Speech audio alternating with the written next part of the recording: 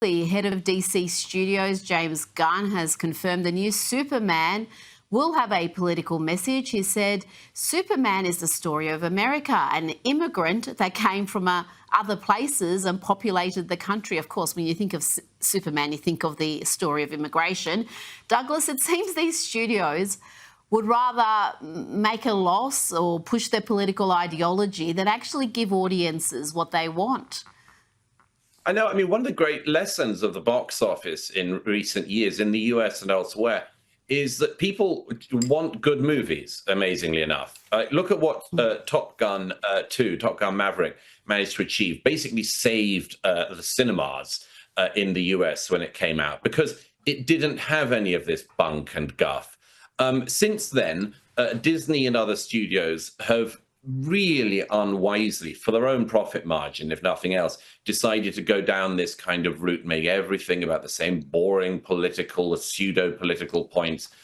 You would have thought the studios would have learned from the Snow White disaster of the last year, and they should have realized that, you know, the public don't want to hear Snow White or Superman opining about how they can be the hero they were meant to be, that they were born to be, against all the odds of the etc., the patriarchy or whatever.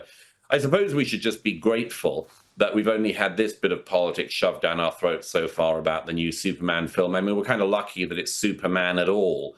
You would have thought by now the studios were so depleted in their ideas that we would have had ourselves force-fed an ethnically diverse female Superman, and that if you didn't just love that, then you were obviously the kind of bigot who should be arrested by as many police officers as a local force can bring up. But all this stuff is connected. It's always just this tedious, predictable, juvenile politicking being forced on us, whether on flags on the streets, whether by the police, whether by the studios and elsewhere. And just, the police have a job of policing. The authorities should keep cities clean. And studios and film studios should make films that we actually want to watch. There's a thought for free.